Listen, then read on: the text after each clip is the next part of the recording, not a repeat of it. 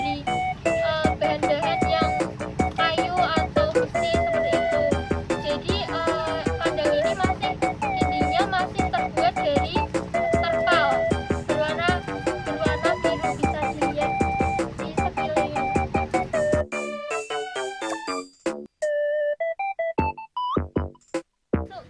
Pembahasan yang kedua yaitu mengenai biosecurity perkandangan. Jadi biosecurity itu merupakan sebuah upaya atau kegiatan yang dilakukan oleh pengelola kandang untuk mencegah agar berbagai penyakit itu tidak menular. Menurut Jeffrey 1997, penerapan biosecurity itu terdapat 3 hal, yaitu yang pertama sanitasi, yang kedua isolasi, dan yang ketiga pengendalian lalu lintas. Dan menurut narasumber setelah saya wawancara, jadi perawatan kandang itu yang pertama dilakukan penyemprotan disinfektan dan fumisida setiap 2 hari sekali agar bakteri dan jamur itu tidak menyebar. Kemudian juga tiap habis panen disemprot.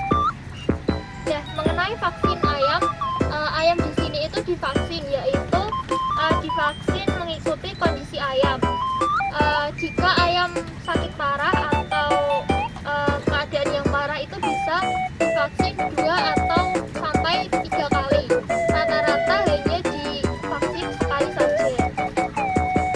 Nah, kemudian ayam di sini juga diberi obat atau suplemen atau vitamin. Pada 1 hari sampai ayam sebelum dipotong atau sebelum dipanen itu selalu diberi oleh suplemen. Nah, suplemen tersebut itu tergantung oleh kebutuhan ayam.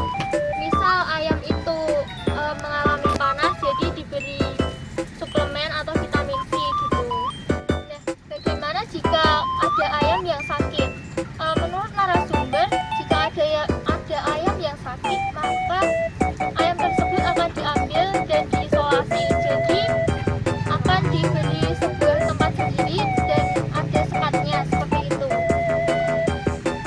Mengenai perawatan ayam yang ada di sini, jadi menurut narasumber bahwa yang paling penting itu adalah kebutuhan oksigen, sirkulasi udara, kemudian pemberian suplemen sesuai kebutuhan, kemudian obat-obatan kimia, kemudian penyemprotan yang dilakukan 2 hari sekali, penambahan sekam juga pada tiap 2 hari sekali, dan vaksin tergantung kebutuhan.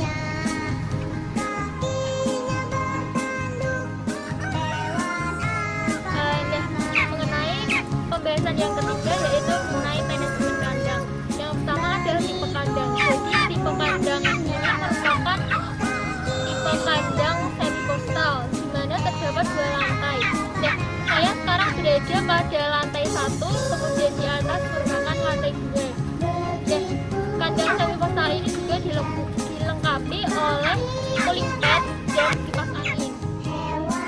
Pembahasan yang kedua yaitu mengenai komponen kandang. Yang pertama adalah feeding system atau sistem pemberian makanan. Jadi pada kandang ini terdapat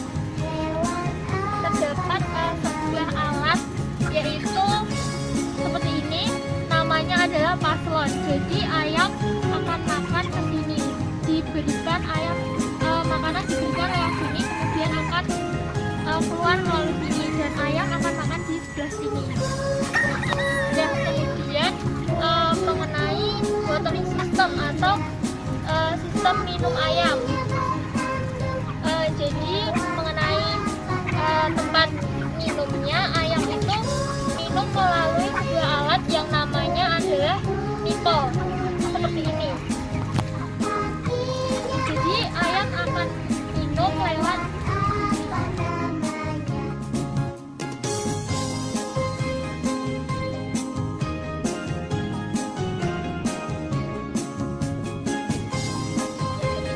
ada ventilation system atau sistem sirkulasi udara.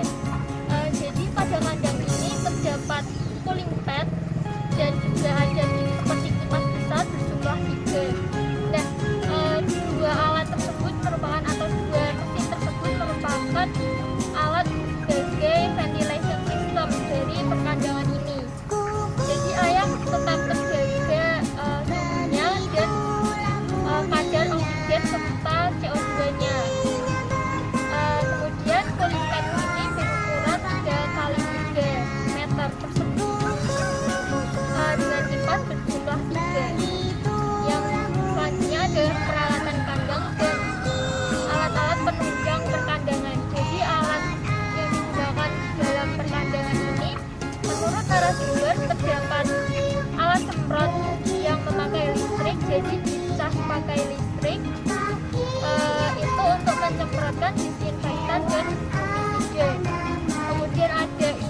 atau alat suntik untuk pemberian vaksin, kemudian alat timbang untuk mengecek body weight atau BW, untuk mengetahui kondisi atau kualitas pakan dari ayam.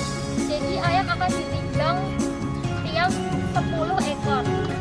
Ya, kemudian ada yang namanya pemadam api, alat pemadam api. Jadi menurut narasumber bahwa setiap kandang harus ada alat pemadam api.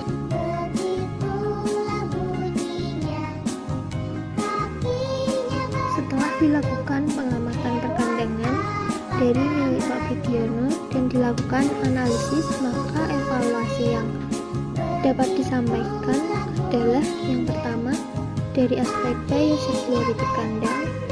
Jadi kandang yang diamati tidak melakukan sterilisasi atau penyemprotan disinfektan kepada setiap orang yang akan masuk ke dalam kandang, sehingga rentan terjadi penyebaran penyakit melalui karier yaitu manusia. Nah, selanjutnya evaluasi yang kedua adalah jika dilihat pada video penjelasan tadi, terlihat ada karung-karung pakan ayam atau stok pakan yang berada di dekat tiang-tiang kandang di dalam kandang serta tidak dialasi palet, jadi langsung bersentuhan dengan lantai. Hal itu kurang baik karena akan meningkatkan kelembapan sekitar, yaitu kandang, dan memicu timbulnya fungi. Evaluasi yang ketiga yaitu cooling pad dan blower tidak begitu menjangkau semua ruangan kandang. Jadi kandang tersebut memiliki 4 ruang yang disekat. Nah, hanya 2 ruang yang dipasang cooling pad dan blower atau kipas besar. Padahal alat pendingin tersebut kurang mampu menjangkau semua ruangan. Saat saya berkeliling, terasa sekali perbedaan suhu. Suhu yang tidak dipasang pendingin terasa lebih panas dan pengap.